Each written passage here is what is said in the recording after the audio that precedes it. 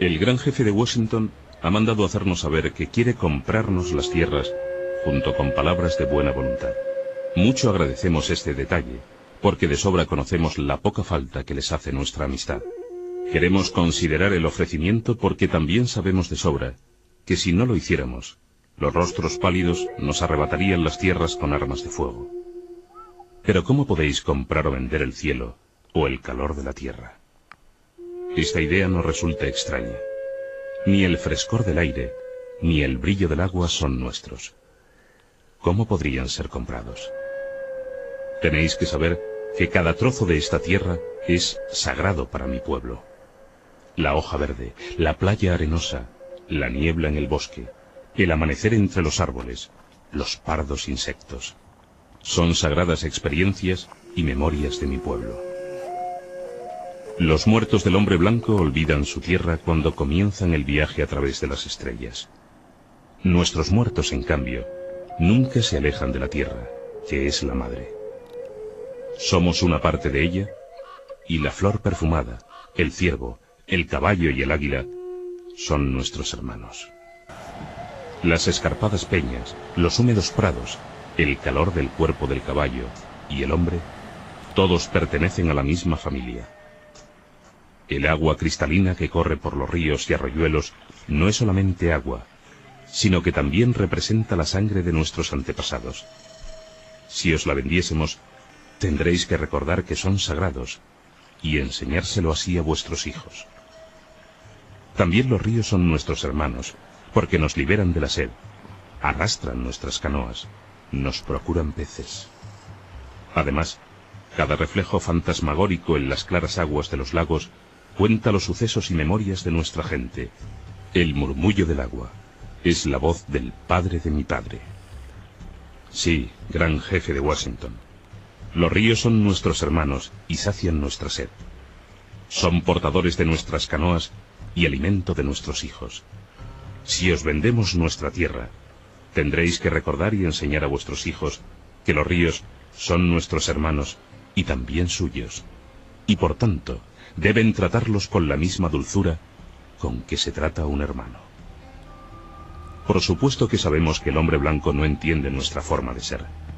Tanto le da un trozo de tierra que otro, porque no la ve como hermana, sino como enemiga.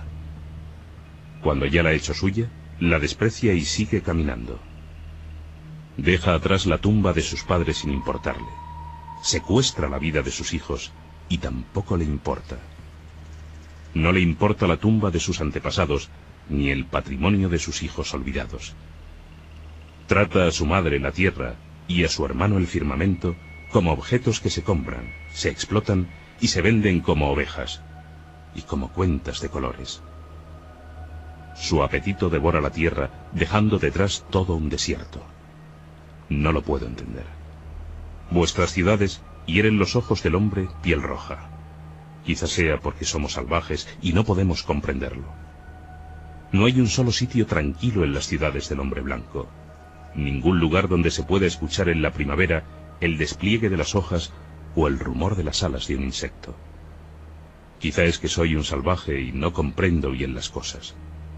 El ruido de la ciudad es un insulto para el oído. Y yo me pregunto, ¿qué clase de vida tiene el hombre que no es capaz de escuchar el grito solitario de una garza o la discusión nocturna de las ranas alrededor de la balsa? Soy un piel roja y no lo puedo entender.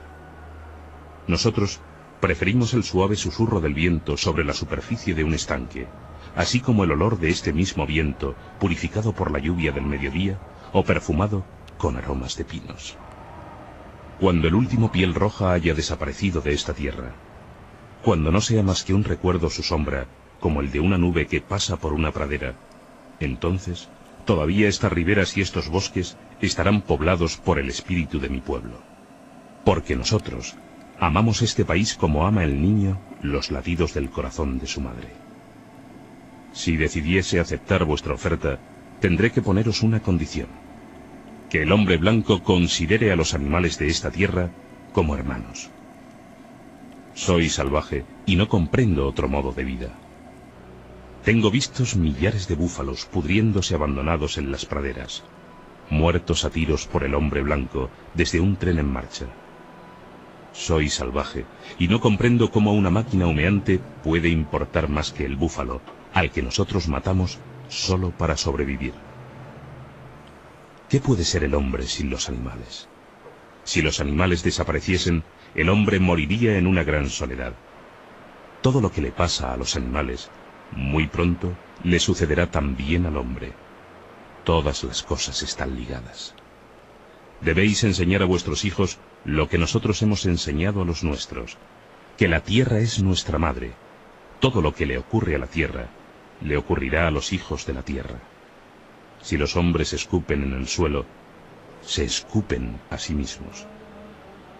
De una cosa estamos bien seguros: la tierra no pertenece al hombre, es el hombre el que pertenece a la tierra. Todo va enlazado, como la sangre que une a una familia. El hombre no tejió la trama de la vida, él es solo un hilo. Lo que hace con la trama, se lo hace a sí mismo. Ni siquiera el hombre blanco, cuyo Dios pasea y habla con él de amigo a amigo, queda exento del destino común. Después de todo.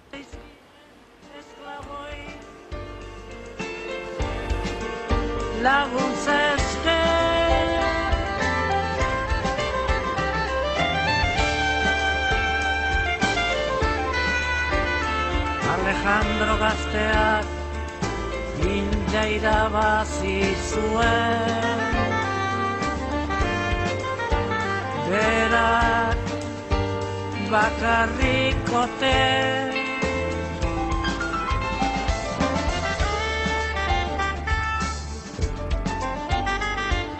Cesarrek galoak irabazi, ez ote zuen berarekin sukaldari bat bederen.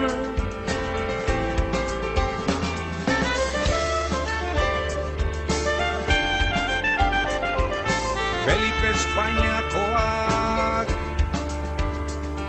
nearegin omen zuen, aramala urperatu zenean. Ez ote zuen beste inork negarrik egin, ez ote zuen beste inork negarrik egin.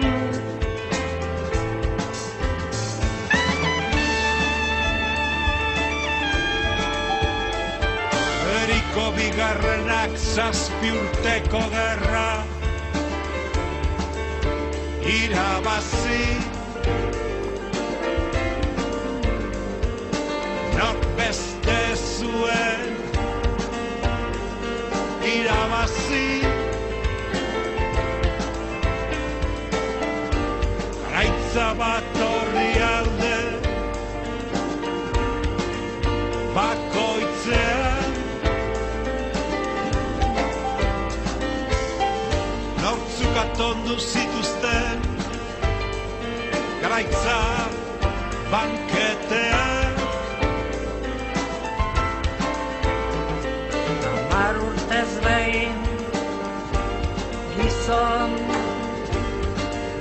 haundi bat, nork ordaintzen zituen haren gastuak. Zenbat historia,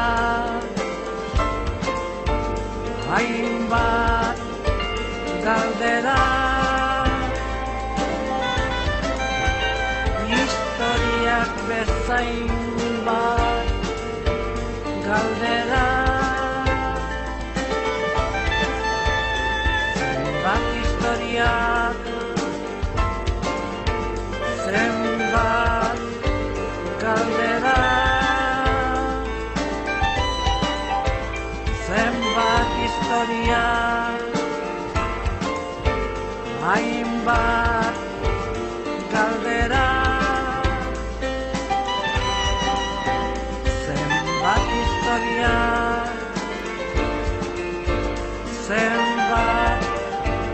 galdera. Zenbat historia, hainbat galdera. Zenbat historia, zenbat galdera. Zeideien senera, nahieriena, aneiek horieriena, batna neieneko, zeideien niarara, adeiez